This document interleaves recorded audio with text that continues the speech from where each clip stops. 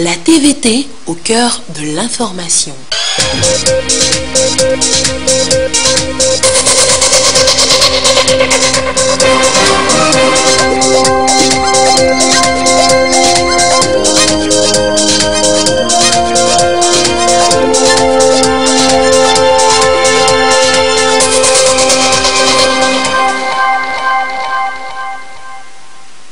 Il est l'heure du journal sur la télévision première. Madame, Monsieur, voici les titres de cette édition. Les États-Unis ont un nouveau représentant auprès de la République togolaise. Le nouvel ambassadeur américain a présenté ses lettres de créance au chef de l'État Faure Eswazimna Nyazingbe ce jeudi. Vous le découvrirez dans cette édition. C'est parti pour la 11e édition du Forum national du paysan togolais. 3 jours pour permettre aux différents acteurs, plus de 600 acteurs du monde agricole, de découvrir la dynamique du PND, Plan national de développement.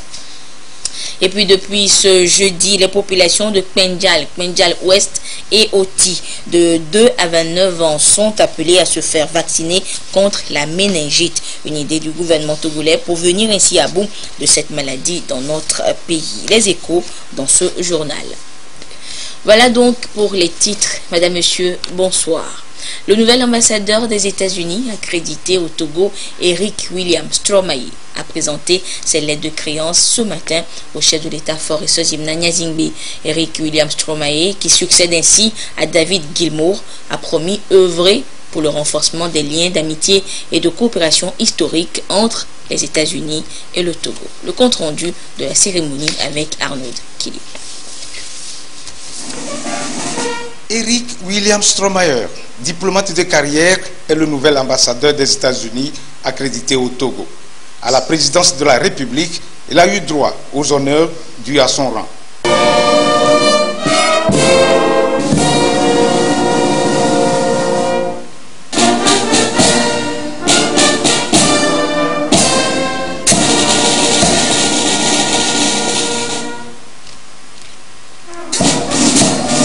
Après ce cérémonial d'accueil, le diplomate américain a remis ses lettres de créance au chef de l'État Faure Eswazimna Nyazingbe, avec qui il a discuté de divers sujets. Le diplomate américain a promis de travailler pour le renforcement des relations bilatérales entre les États-Unis et le Togo. Je suis très honoré d'être là, juste présenter mes lettres de créance envers son Excellence le Président, de la part du Président Trump, me nommant comme ambassadeur extraordinaire et plénipotentiaire envers la République togolaise. Je suis très honoré de pouvoir continuer le partenariat de longue durée qui caractérise nos deux pays. En tant que les Américains et les Togolais, on est ensemble depuis très longtemps. J'apprends à travers mes collègues et le reste du monde des réalités togolaises dont je suis au courant dans le passage de mes années dans la carrière. Et je compte pouvoir voyager dans le pays, rencontrer toutes sortes de différents Togolais et plonger dans l'affaire maintenant que j'ai présenté les lettres. Dès que je me suis mieux établi et installé et pouvoir discuter des différentes affaires dont c'est un peu tôt maintenant pour l'instant. Mais on va continuer le partenariat de longue durée et le travail qui a été fait par mon prédécesseur, on va continuer dans les temps pour l'avenir qui vont continuer notre partenariat. Eric William Stromae est titulaire d'une maîtrise de Johns Hopkins. Il était pendant 30 ans au service extérieur, y compris ses nombreuses affectations en Afrique. La plus récente est celle du sous-secrétaire adjoint par intérim pour l'Afrique de l'Est, le Soudan et le Soudan du Sud au Bureau des Affaires africaines du département d'État. Avant sa nomination au Togo, il fut également directeur exécutif du Bureau des Affaires africaines de 2014 à 2017. Le programme des Nations Unies pour le développement PNUD réitère son engagement à accompagner le gouvernement dans la mise en œuvre du plan national de développement PND. Et c'est l'essentiel du message que le représentant résident Ali Oudia a apporté ce matin au chef du gouvernement Comissé Lamklassou. Et ils ont également échangé sur le programme pays du PNUD sur les 5 prochaines années dans notre pays. Ali Oudia nous fait le point de sa rencontre avec le Premier ministre. Nous l'écoutons au micro d'Ekoué Salah. Je voudrais d'abord remercier le Premier ministre de m'avoir accordé cette audience aujourd'hui. C'est vraiment un plaisir de l'avoir rencontré. On a longuement échangé sur beaucoup de thématiques. Nous avons beaucoup discuté de la mise en œuvre du PND. mais aussi de la mise en œuvre du PUDC qui est une composante du PND. Donc, comme je viens de réaffirmer au Premier ministre, le PNUD va tout faire. En tout cas, on est à la disposition du gouvernement pour les accompagner dans la mise en œuvre du PND. Donc, c'est inscrit aussi dans le nouveau programme, parce que nous avons un nouveau programme qui vient de commencer, qui va s'appesantir sur 3 composantes majeures. Et toutes ces 3 composantes sont incluses, sont les priorités du PND, notamment regarder les questions de gouvernance, les questions de cohésion sociale, renforcement de l'état de droit, des droits de l'homme, etc. Donc ça, c'est une composante importante qu'on va regarder. On va travailler avec les institutions nationales, le Parlement, le ministère de la Justice, l'ensemble des institutions qui travaillent sur ce domaine-là. La deuxième priorité pour le PNUD, qui est aussi une priorité importante pour le PND, c'est tout ce qui est lié aux services sociaux de base. Ça va être aussi quelque chose d'important. Il y a une troisième composante dans notre CPD, ce qu'on appelle le programme pays. Donc c'est la composante qui est liée aux questions de changement climatique, préservation de l'environnement, à la résilience des communautés face aux catastrophes naturelles. Donc ça aussi, c'est quelque chose d'assez important qu'on va regarder. Et ça s'inscrit dans le cadre de l'accord de Paris sur le climat. Ça s'inscrit dans le cadre des objectifs de développement durable, notamment l'objectif 13 qui est sur les actions climatiques. Donc on a échangé avec le Premier ministre sur ces questions-là. Donc encore une fois, j'ai réitéré à son Excellence le Premier ministre l'engagement du PNUD à accompagner le gouvernement, mais à être aux côtés des populations locales. Et justement, le PND était dans les valises du ministre de l'économie en séjour à Washington. Sani Yaya présente là le plan national de développement aux responsables de la Banque mondiale et du Fonds monétaire international pour recueillir ainsi leur assentiment à soutenir cet ambitieux projet. Carmen Madia Kakbo pour des précisions. Ces rencontres sont l'occasion de réunir des acteurs d'horizons divers, dirigeants du secteur public et privé, représentants d'organisations de la société civile, experts issus des milieux universitaires autour des grands dossiers mondiaux, conjoncture économique, efficacité de l'aide, entre autres. Cet événement donne également l'occasion à toute une série de manifestations autour des sujets liés à l'économie mondiale, au développement international et au système financier mondial. Le ministre togolais de l'économie et des finances, présent à ces assemblées de printemps du FMI et de la Banque mondiale, a rencontré le nouveau président de la Banque mondiale, l'Américain David Malpass, au cours d'une séance de travail. Le président de la Banque mondiale se dit prêt à recentrer l'institution sur le cœur de sa mission en sortant de la pauvreté les pays les plus pauvres et en réduisant l'accès aux prêts de pays plus développés. Lors d'une séance de travail avec le vice-président de la Banque mondiale, Hafez Ghanem, le directeur des opérations de la Banque mondiale pour le Togo, Pierre Laporte, et la représentante de l'institution à Lomé, Hawa Sissé, ont fait le point de la situation macroéconomique du Togo. La délégation a plaidé en faveur d'une augmentation de l'appui budgétaire et plus généralement de l'enveloppe financière accordée par la Banque au Togo. Les responsables de la Banque mondiale ont pour leur part indiqué qu'ils allaient accompagner le pays dans la mise en œuvre du plan national de développement PND. Le ministre de l'économie s'est également entretenu avec le directeur du département Afrique du FMI. Ce dernier s'est félicité des progrès réalisés par le Togo en matière de gestion des finances publiques et de réduction de la dette. Le programme de facilité élargie de crédit FEC est un succès. Le FMI comme la Banque mondiale se sont engagés à soutenir le gouvernement pour la réussite du PND. La délégation togolaise a également été reçue par le directeur général adjoint du FMI. Le ministre de l'économie et des finances a été porteur du message de remerciement du président de la République, Foreso Zimnanya Singbe, au FMI pour son appui au Togo dans la conduite de ses politiques économiques et l'assainissement de ses finances publiques.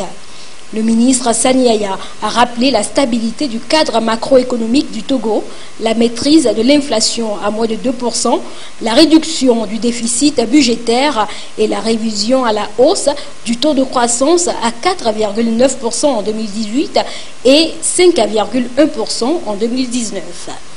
Selon le ministre de l'Économie et des Finances, le travail de réduction de la dette publique continue et le taux d'endettement à fin mars 2019 se situerait à 67,3% en dessous de la norme communautaire qui est de 70%.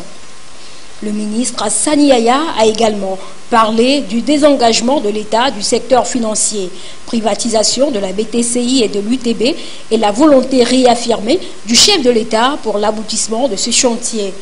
Le directeur adjoint du FMI, dans sa réponse, a félicité le Togo pour la bonne conduite du programme et la réussite des différentes revues et apprécié le désengagement de l'État du secteur financier. Il sera également question du PND au Forum du paysan togolais édition 2019, ouvert ce jeudi du côté de Kara. Les acteurs du monde agricole vont ensemble découvrir leur contribution à la réalisation du plan, mais surtout ce qu'ils gagneraient en retour. Les précisions avec notre envoyé spécial à Kara, Adolphe Baka. L'un après l'autre, et à Paconti, ils arrivent à ce forum. Des producteurs jeunes, femmes et hommes, des techniciens agricoles et des investisseurs dans le secteur. Tous pleins d'espoir que ces 3 jours à passer ensemble seront bien un creuset d'échanges aussi bien sur les enjeux et défis du secteur que sur les nombreux acquis des 10 derniers rendez-vous. Plusieurs éditions qu'on est au 11e, ce qui veut dire qu'il y a beaucoup de choses à capitaliser, il y a beaucoup d'expérience, il y a beaucoup de choses dans le passé et que nous devrions cette fois-ci vraiment faire un bond de géant. Nos attentes, c'est que les questions d'aller beaucoup plus dans le concret. Il est question de venir à ce forum et de retourner avec quelque chose. L'agriculture aujourd'hui, ça doit être du business. L'agro-business fait du concret et de rendre l'agriculture plus dynamique depuis la production jusqu'à la consommation. Dans cette optique, la transformation des produits locaux reste une préoccupation bien prise en compte à cette édition. Moult initiatives ici présentes ne sont que le reflet du visage de la transformation au plan national. Ici, c'est le cas de la pomme d'Anacard que nous avons transformée en jus nutritif 100% naturel. L'Anacard aujourd'hui, qui est une filière porteuse à fort potentiel. Nous sommes partis sur la base du traditionnel, de l'artisanal en fait. Donc nous transformons ces produits que vous voyez ici avec nos moyens de bord. Nous utilisons vraiment les recettes de la grand-mère à l'étape traditionnelle. Mais dans cette logique, nous avons quand même une vision, c'est pouvoir atteindre une transformation industrielle pour permettre à tout le monde d'en bénéficier. La volonté est réelle chez tous les acteurs de la chaîne de production. Et ceci pourrait faire surtout des producteurs de véritables entrepreneurs ruraux.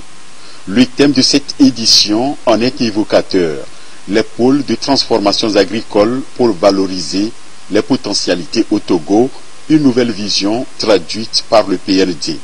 Mais cette noble aspiration vers la transformation demandera à chaque maillon de la chaîne de faire encore mieux. Il faut dire que le Togo est prêt pour la transformation de sa matière première agricole, mais il faudra travailler là-bas de manière à avoir suffisamment cette matière pour pouvoir la transformer. Aujourd'hui, il faut noter que les graines de coton produits au Togo ne sont pas totalement vendus au Togo, mais exportés. Ce qui veut dire qu'on pourrait valoriser ces graines sur le territoire national. Pour les amendes de karité, il n'y en a pas suffisamment. On est obligé d'importer des autres pays de la sous-région pour pouvoir maîtriser ou bien atteindre les objectifs. Nous passons aujourd'hui de 30 000 à 40 000 tonnes d'amandes de karité à transformer dans l'année. Et pour les graines de coton, on peut aller jusqu'à 100 000 tonnes de graines de coton dans l'année. Ce qui veut dire que la capacité est là, la compétence est là, il reste maintenant la disponibilité de cette matière première et la consommation locale. Il y a également un aspect qu'il ne faut pas oublier, c'est l'aspect énergétique. Nous avons beaucoup de difficultés sur le plan énergétique, le coût d'abord et puis la disponibilité par moment. La disponibilité énergétique pour révolutionner le secteur, tant dans l'industrialisation que dans la maîtrise de l'eau, surtout en ces moments où les changements climatiques sapent tous les efforts des producteurs. Là aussi, ce ne sont pas des initiatives qui manquent.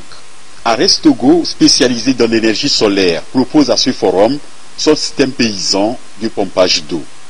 Aujourd'hui, quand nous regardons vers le nord, par exemple, nous avons une sécheresse des cultures qui ampute les récoltes de manière assez énorme. Alors, ceci, c'est une pompe qui est immergée lorsque le puits ou bien le trou est déjà fait pour le forage. Et cette pompe-là est dotée d'un moteur qui permet du coup d'aspirer l'eau qui passe par un tuyau pour pouvoir remonter dans un polytank qui stocke l'eau. C'est un système qui n'a pas besoin de batterie parce que l'eau est stockée dans un polytank en hauteur et ainsi le soir, grâce à l'effet de la pesanteur, l'eau coule directement pour pouvoir alimenter les besoins du producteur. Donc avec notre système, le paysan peut avoir à tout moment de l'année de l'eau pour irriguer ses récoltes et ainsi ne pas perdre la production et le travail de toute une année. Le kit à partir de 300 000 francs CFA pour l'installer dans son exploitation. Toutes ces potentialités sont au cœur des préoccupations des décideurs. Le préfet de la COSA, à l'ouverture de ce 11e rendez-vous national, a salué les efforts des uns et des autres conjugués pour un développement inclusif. Le ministre en charge de l'agriculture, se situant dans la dynamique du PND, Plan national de développement, met l'accent sur des idées novatrices pour booster ce secteur porteur de richesse pour l'économie nationale. Opportunités et plateformes d'échange constituent les deux maîtres mots qui vont retenir l'attention de ces 600 participants ici au Palais des Congrès de Kara pour les 3 jours. Le 11e Forum national du paysan togolais, un rendez-vous de tous les défis en termes de productivité, d'investissement et de transformation.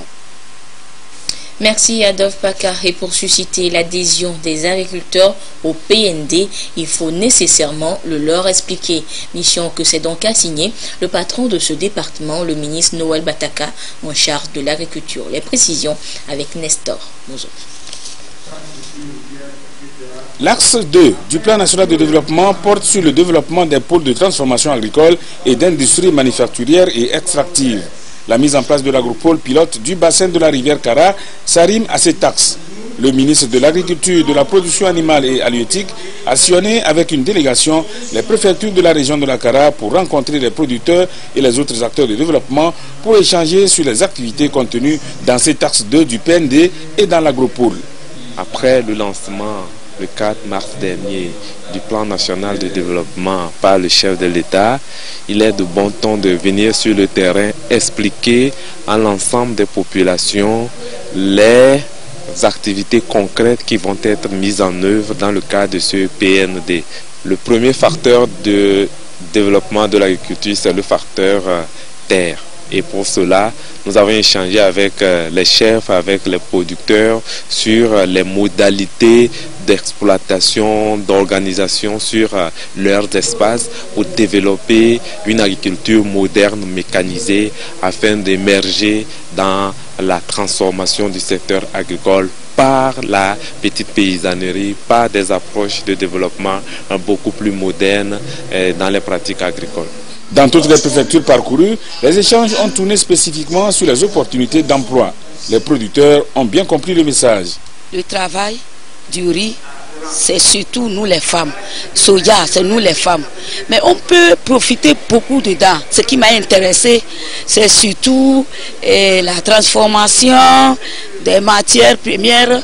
Tout ça, ça m'a beaucoup intéressé pour les groupements des femmes, étant présidente d'une union des femmes. J'ai écouté beaucoup de choses et je vois que l'avenir serait meilleur. Ce que nous souhaitons, que le Seigneur puisse nous accompagner. Parce que le président en a déjà fait, c'est à nous. Nous disons merci au président de la République. Nous disons merci aussi pour les initiatives que le gouvernement ne cesse d'amener. La tournée a conduit aussi le ministre Bataka et sa délégation à l'université de Kara pour exhorter les étudiants à tirer meilleur profit de l'agropole qui sera mise en place à Broukou. Certains de ces étudiants ont bon espoir. Cette sensibilisation vient à point nommé parce qu'elle nous permet de savoir les chances que nous avons à saisir de l'agropole. Et précisément pour nous, en tant que futurs entrepreneurs, nous avions des opportunités d'abord de compléter ou bien de monter les projets qui puissent nous permettre de faire des prestations de services. En dehors de ça, nos compétences aussi peuvent nous permettre de travailler au niveau de l'agropole comme des employés au niveau des exploitations agricoles. On a une formation de base aussi en agronomie. Et là aussi, nous pouvons aussi être utilisés dans l'appui technique. Le ministre Bataka a invité ses interlocuteurs à soutenir la vision du chef de l'État qui se décline à travers divers projets et programmes structurants pour transformer l'économie togolaise et assurer le bien-être des populations. Exercice d'explication de concept également pour le département de la sécurité et le ministère sillonne le pays pour permettre aux populations, mais surtout aux usagers de la route de cerner les notions de police de proximité et de sécurité routière. Désiré à l'œil. La coproduction de la sécurité incombe à tous. Forces de sécurité et population civile, des acteurs clés travaillant toujours en collaboration. Les conducteurs de mototaxi, les jeunes et acteurs locaux de DAPAN, un maillon de la population civile qui a un rôle très important à jouer.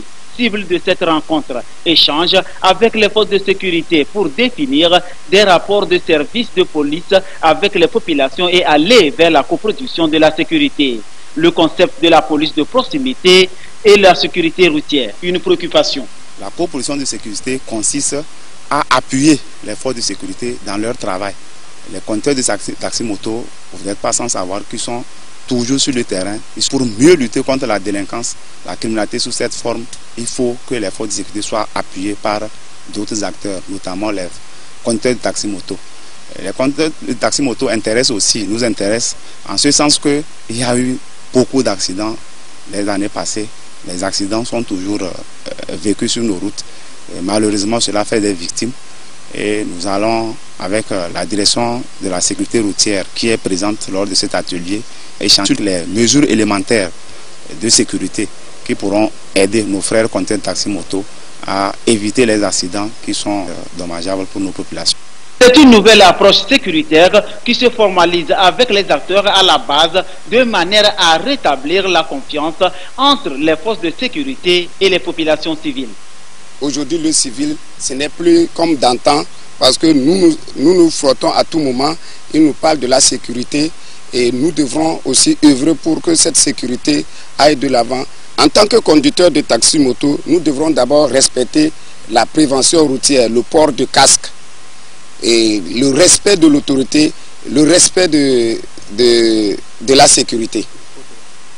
Une séance de sensibilisation assurée par la division de la sécurité routière avec le soutien de la Fondation Hans Fadel pour travailler à une prise de conscience individuelle et collective sur la chaîne de sécurité afin d'atteindre objectivement les attentes des populations qui aspirent à la sécurité en tout temps et en tout lieu à travers tout le pays.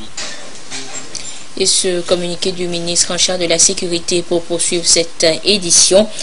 Dans la nuit du mercredi 10 au jeudi 11 avril 2019, aux environs d'1 heure, un des 2 gendarmes régulièrement désignés de service de garde à l'agence de la BIA Togo 6 à Tokoin Ramco s'est rendu coupable d'un acte tragique et déplorable ayant entraîné des pertes en vies humaines et des blessés. En effet, au cours de leur service, le chef de poste a constaté que son élément a quitté le dit poste sans motif avec son arme. Ce dernier a pris la direction de Tokoin Doumassessé à pied.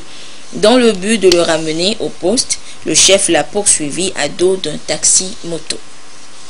Il finira par le rattraper à hauteur du CIB. Mais malheureusement et contre toute attente, ce gendarme ouvre le feu sur son chef qui sera mortellement atteint. Continuant sa progression, il va ouvrir à nouveau à hauteur de l'église baptiste le feu sur 2 civils faisant un mort et un blessé grave, puis blesser grièvement 3 autres personnes, avant d'être maîtrisé quelques instants après au carrefour 3K. Les blessés graves sont évacués au CHU Sylvanus Olympio pour des soins intensifs et un suivi médical approprié. Le blessé léger est quant à lui pris en charge au centre médical des armées de la gendarmerie nationale. Il faut souligner que le gendarme auteur de cet acte inédit n'avait aucun antécédent psychique et psychologique connu de sa hiérarchie. Toutefois, les premiers éléments du diagnostic médical effectué sur lui révèlent une personnalité sous l'emprise d'une instabilité psychique brutale. Il fait actuellement l'objet d'une mesure d'isolement et de suivi médical. Tout en présentant au nom du gouvernement ses condoléances aux familles éplorées et souhaitant un prompt rétablissement aux blessés, le ministre de la Sécurité et de la Protection civile tient à rassurer la population que des mesures idoines sont prises par la hiérarchie pour éviter à l'avenir de tels drames. Bientôt sera formé un groupe régional d'intervention judiciaire pour lutter contre la torture et les mauvais traitements en Afrique. Une idée pour renforcer ainsi le respect des droits de l'homme sur le continent. Et une dizaine de juristes y réfléchissent justement depuis ce matin à Lomé. Le compte rendu avec Augustin Tchala et Augustin Kossi.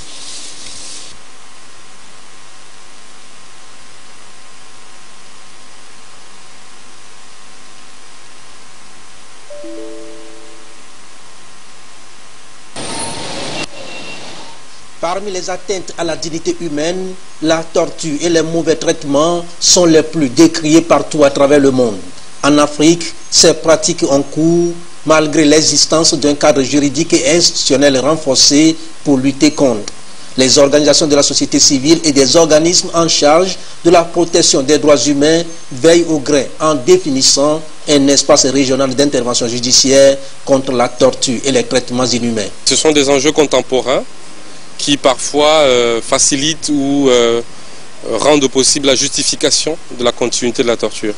Donc il s'agit par exemple des enjeux sécuritaires liés à la lutte contre le terrorisme, il s'agit des enjeux liés au mouvement migratoire qui font que dans plusieurs pays encore, malgré le fait que les cadres législatifs prohibent et interdisent la pratique de la torture, on trouve encore le moyen d'expliquer ou de justifier.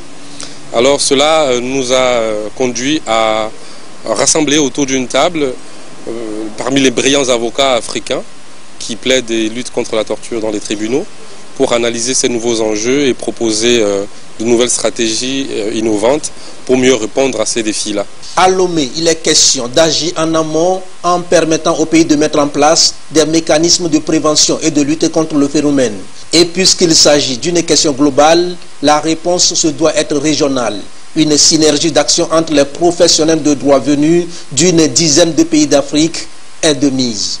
On met l'accent particulièrement sur la prévention, parce que la prévention est plus importante. Ce qui se passe quand une personne est déjà torturée, il vit une situation, une expérience extrêmement difficile. Il ne faut pas attendre que la personne soit dans ces situations pour intervenir. En faisant une sensibilisation au niveau de la population, en faisant des visites, un regard extérieur, on a senti que la torture commençait à diminuer. Nous avons un collectif d'avocats qui va se nourrir d'un collectif africain pour qu'ensemble on puisse faire des échanges d'expériences pour mieux défendre les citoyens togolais. Et évidemment, ce collectif-là ne va pas se limiter au territoire togolais, ça va être surtout le continent africain. Mais nous tirons profit au Togo puisque nous avons été le pays qui a accueilli la formation de ce groupe-là. Nous serons plus outillés pour accompagner les victimes sur le plan judiciaire, sur le plan règlement du contentieux. Les défis pour chaque pays en termes des droits de l'homme ne sont pas les mêmes. Au Togo, en plus de la Convention contre la torture, le nouveau code pénal consacre la répression de l'infraction de la torture et bien d'autres dispositions pour la protection des droits de l'homme. Au sorti de ces journées d'échange et de partage d'expériences, Lomé sera donc le point de départ d'une équipe qui veillera à la lutte et à la prévention de tout traitement dégradant. Il est possible aujourd'hui pour la HAC, la Haute Autorité de l'Audiovisuel et de la Communication, et l'OMS, l'Organisation mondiale de la santé, de travailler ensemble pour renforcer la couverture sanitaire universelle dans notre pays. La représentante résidente de l'OMS au Togo a eu cet après-midi une séance de travail avec les membres de la HAC pour discuter ensemble des possibilités de collaboration. Nous retrouvons Augustin Kossi. La représentante résidente de l'OMS Diallo, Fatoumata, en visite dans les locaux de la Haute Autorité de l'Audiovisuel et de la Communication. Un tête-à-tête avec le président de l'institution Telou, Pita Lunani, d'abord, puis Une rencontre avec tous les membres dans la salle plénière de la HAC. Le président de l'instance de régulation des médias au Togo a présenté à son hôte les structures, le fonctionnement et la mission de la HAC. Les échanges ont porté également sur les différents comités techniques de la HAC et leur domaine d'intervention. Les deux institutions se sont appesanties sur les mécanismes de communication pour mieux asseoir un système de couverture sanitaire de qualité au Togo. La santé, nous en tant qu'OMS, on l'a définie pas seulement par l'absence de maladie, mais par le bien-être total. Et donc, aussi bien physique, mental qu'environnemental. Ça veut dire que nous devons nous adresser aux facteurs de risque et aux déterminants de la santé. Et pour cela, il faut avoir une bonne communication stratégique, une information et une sensibilisation de la population pour avoir les comportements sains en termes de promotion, de prévention et de suivi de la santé. J'ai vu réellement tout cet engouement autour du plan stratégique de la HAC. Et dans son axe 5, j'ai vu qu'il y avait un potentiel énorme de collaboration afin d'harmoniser et de venir vers eux. Et la couverture santé universelle, ça veut dire que tout individu, quel que soit son statut social, ait accès aux services de santé de qualité à moindre coût. Cette équité d'accès à des services de santé de qualité est tributaire de l'équité d'accès à l'information. Il y a donc matière pour que la HAC et l'OMS fassent le chemin ensemble pour promouvoir les bonnes pratiques en matière de santé universelle. L'actualité à l'étranger ce jeudi, c'est également la destitution du président soudanais Omar el-Béchir. Le désormais ex-chef d'État soudanais est tombé suite à un coup d'État militaire. Le pays est donc désormais sous la conduite de l'armée. Un conseil militaire pour une période transitoire de 2 ans. Un couvre-feu d'1 mois et un état d'urgence de 3 mois ont également été décrétés. Les sinistrés et les victimes d'inondations du 4 au 17 mars dernier au Togo reçoivent donc de l'assistance de la part du gouvernement. Les sinistrés des localités de Wessomé, Abatame et Avedi ont donc reçu ce jour des vivres et non-vivres en cette période difficile. Le compte rendu avec Sergine Raimondo et Robert Botobi. D'importantes pluies diluviennes se sont abattues en mars dernier sur les préfectures du Golfe et d'Aguenivé, occasionnant d'énormes dégâts. 124 ménages ont été touchés, soit 2849 victimes. Après avoir répertorié les familles sinistrées, le gouvernement passe à l'étape d'assistance sociale d'urgence pour leur permettre de se relever tant soit peu. Cet appui est composé de vivres, de non-vivres et des enveloppes financières. On nous a donné du maïs, des nattes, d'huile et des tomates pour prendre soin de nous. Et nous les remercions pour tout ce qu'ils nous ont donné et pour tous les efforts qu'ils font pour nous. La situation était vraiment délicate quand vous venez voir nos enfants, même qui allaient à l'école, ils ont fait des jours sans aller à l'école parce qu'il n'y avait pas de passage. L'eau était même à inonder partout dans les chambres, même les cahiers, même vraiment, ça a été difficile de les récupérer. Ce geste, vraiment, c'est ce qu'on attendait vraiment de nos autorités.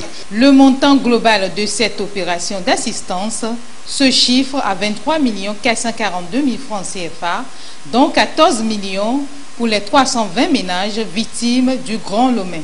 Un geste de solidarité nationale qui se posera partout où les populations sont touchées par ces événements. Nos équipes sont allées sur le terrain pour recenser les sinistrés. Nous sommes là de la part du chef de l'État et du gouvernement pour apporter la compassion de notre président de la République, Sport et Sazmé Yassibé. Les 320 ménages recensés viennent d'Abatame, d'Avedi et de Wessomé pour le compte des cantons d'Aflao Sagbado et de Gakri. Les mêmes opérations d'assistance d'urgence s'étendront aux 724 foyers retenus de la région maritime.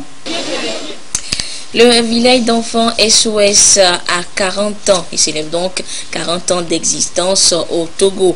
4 décennies d'activité, donc un bilan s'impose. Et l'exercice a été réalisé ce jour en conférence de presse. Le compte rendu avec Marie-Reine Abeta, Ramdan Bassina et Sonia Aminipo.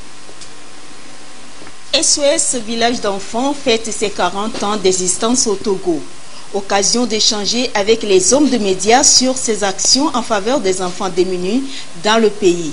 Créer un environnement familial pour chaque enfant qui en a besoin, lui assurer un avenir certain tout en apportant sa part au développement de sa communauté. Mission dédiée au bien-être de cette couche souvent jugée vulnérable. SOS a commencé à Lomé et à Kara avec l'inauguration en 1979, puis à Dapon en 2007 et bientôt le 11 avril 2019 à Tapamé. SOS a commencé avec l'action des sœurs de la Divine Providence dans le souci de ne pas laisser les enfants, de ne pas voir les enfants traîner dans le marché, dans la rue.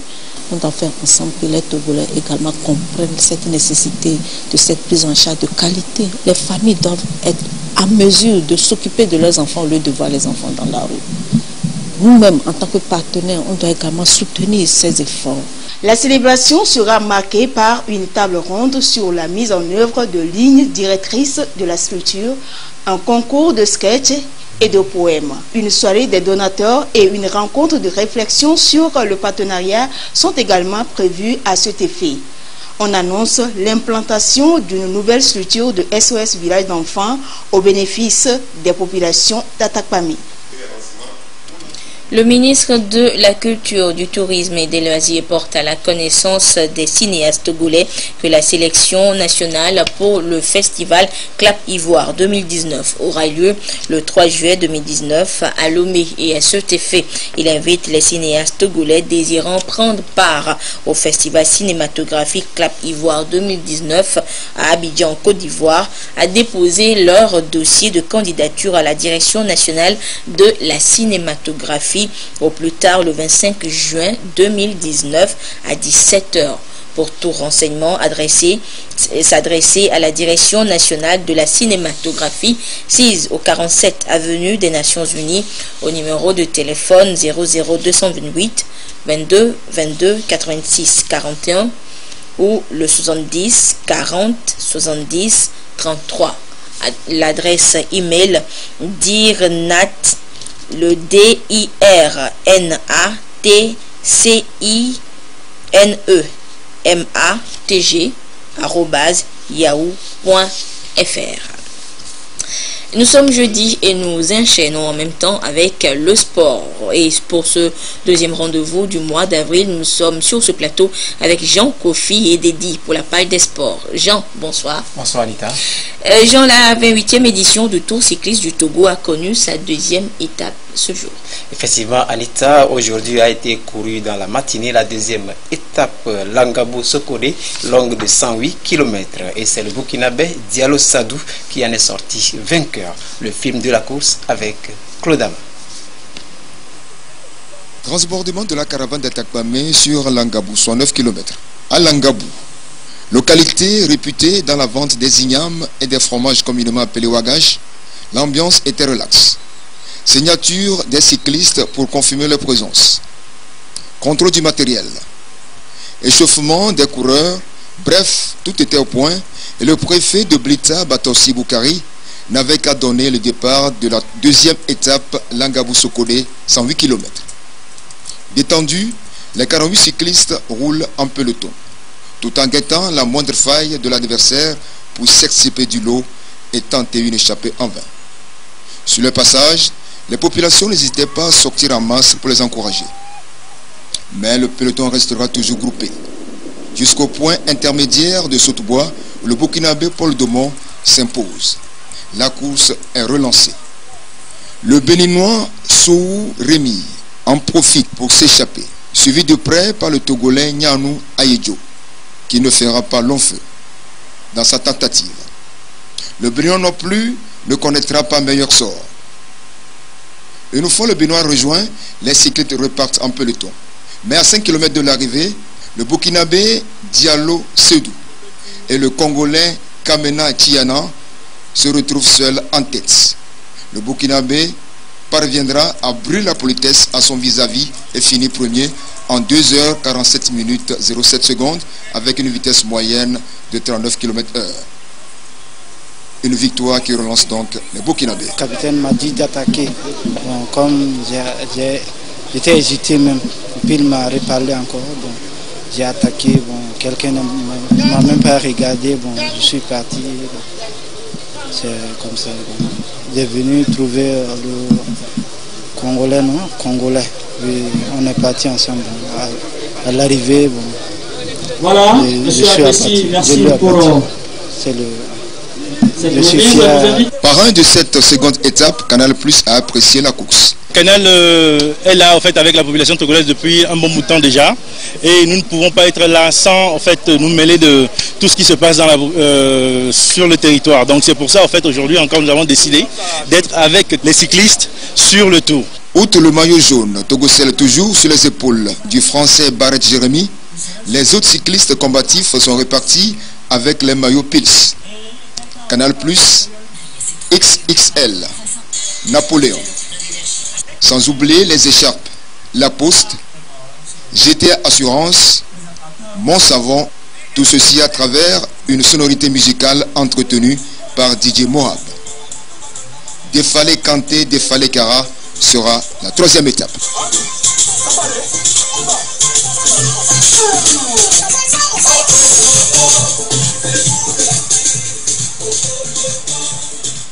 Et en dehors du Tour cycliste du Togo, Jean, le Togo et précisément la ville de Lomé va accueillir la deuxième édition du concours de sport mécanique dénommé Urban Race. Oui, Anita, ce sera au mois de mai prochain.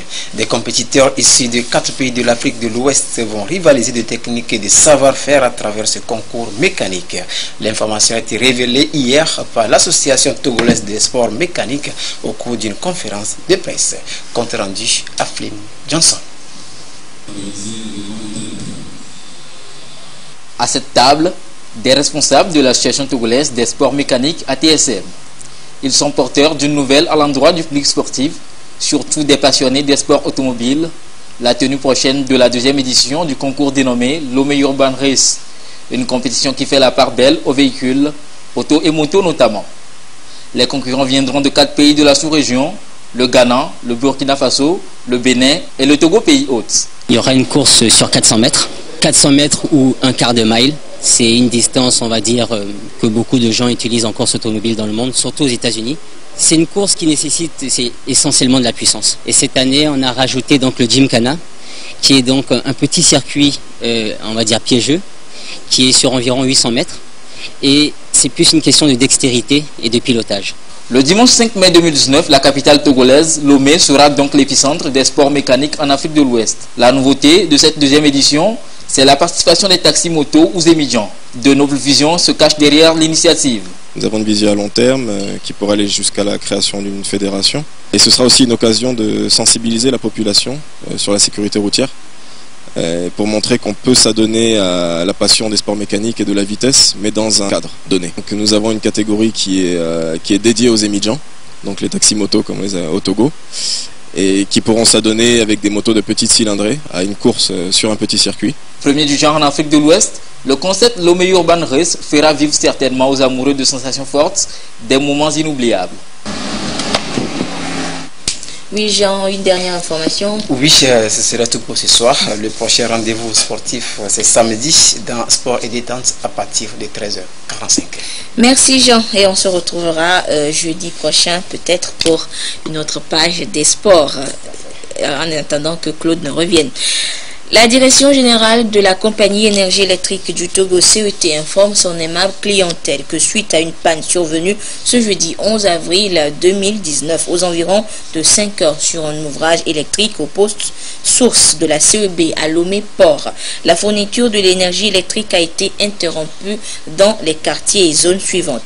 Zone portuaire, Akole Sewa, Bé, Dabana Kondi, Bagida, Avepozo, Pogan, Agbavi, Agbata et leurs environs. Les équipes techniques de la CET et de la CEB sont à pied d'œuvre pour un retour de la situation à la normale dans les meilleurs délais. La direction générale présente ses excuses à la clientèle et la remercie pour sa bonne compréhension. Et c'est sur ce communiqué de la CET que se referme cette édition. Merci de votre fidélité à la télévision togolaise. Excellente suite de nos programmes. Au revoir.